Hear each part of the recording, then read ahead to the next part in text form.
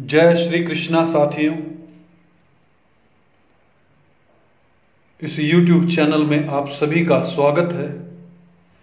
आइए सुनते हैं भगवत गीता के 12वें अध्याय के 18वें और 19वें श्लोक में भगवान क्या कहते हैं। जो शत्रु और मित्र में तथा मान और अपमान में सम है और शीत उष्ण शरीर की अनुकूलता प्रतिकूलता तथा सुख दुख मन बुद्धि की अनुकूलता प्रतिकूलता में सम है एवं आसक्ति रहित है और जो निंदा स्तुति को समान समझने वाला मननशील जिस किसी प्रकार से भी शरीर का निर्वाह होने न होने में संतुष्ट रहने के स्थान तथा शरीर में ममता आसक्ति से रहित और स्थिर बुद्धि वाला है, वह भक्तिमान मनुष्य मुझे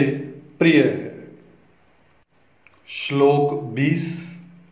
परंतु जो मुझ में श्रद्धा रखने वाले और मेरे प्राण हुए भक्त इस धर्म में अमृत का जैसा कहा है वैसा ही भली भांति सेवन करते हैं, वे मुझे अत्यंत प्रिय हैं। इसी में शुरू करते हैं 13वें अध्याय में। पहले श्लोक के अंदर भगवान श्री कृष्ण क्या कहते हैं।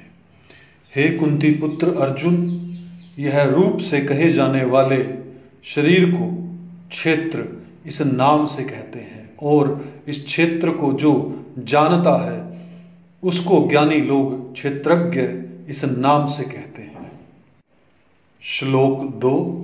हे भरत वंशो ध्रुव अर्जुन, तू संपूर्ण क्षेत्रों में क्षेत्रज्ञ मुझे ही समझ और क्षेत्र क्षेत्रज्ञ का जो ज्ञान है वही मेरे मत में ज्ञान है। श्लोक 3। वह क्षेत्र जो है और जैसा है तथा जिन विकार वाला है और जिससे जो पैदा हुआ है तथा वह क्षेत्रज्ञ भी जो है और जिस प्रभाव वाला है, वह सब संक्षेप में मुझसे सुन।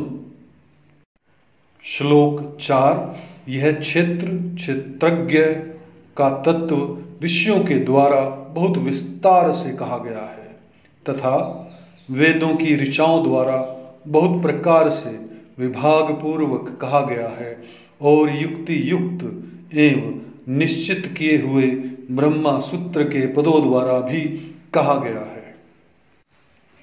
श्लोक 5। मूल प्रकृति और समष्टि बुद्धि महतत्व समष्टि अहंकार 5 महाभूत और 10 इंद्रियां एक मन तथा 5 इंद्रियों के 5 विषय, यह 24 तत्वों वाला क्षेत्र है। श्लोक 6। इच्छा द्वेष सुख दुख संघात शरीर चेतना प्राण शक्ति और धृति, इन विकारों सहित यह क्षेत्र संक्षेप में कहा गया है। श्लोक 7। अपने में श्रेष्ठता का भाव न होना, दिखावटीपन न होना, अहिंसा क्षमा सरलता गुरु की सेवा, बाहर भीतर की शुद्धि स्थिरता और मन का वश में होना। श्लोक 8। इंद्रियों के विषय में वैराग्य का होना, अहंकार का भी न होना और जन्म मृत्यु वृद्धावस्था तथा व्याधियों में दुख रूप दोषों को बार बार देखना। श्लोक 9। आसक्ति रहित होना, स्त्री पुत्र घर आदि में एकात्मता घनिष्ठ संबंध न होना और अनुकूलता प्रतिकूलता की प्राप्ति में चित्त का नित्य सम रहना। श्लोक 10। मुझ में अनन्य योग के द्वारा अव्यभिचारिणी भक्ति का होना, एकांत स्थान में रहने का स्वभाव होना और जन समुदाय में प्रीति का न होना। श्लोक 11। अध्यात्म ज्ञान में नित्य निरंतर रहना, तत्व ज्ञान के अर्थ रूप परमात्मा को सब जगह देखना, यह पूर्वोक्त 20 साधन समुदाय तो ज्ञान है, और जो इसके विपरीत है वह अज्ञान है, ऐसा कहा गया है। साथियों, इस वीडियो का यही समापन करते हैं। अगर यह वीडियो आपको पसंद आए तो इसे लाइक कीजिए, शेयर कीजिए और हमारे YouTube को सब्सक्राइब कीजिए।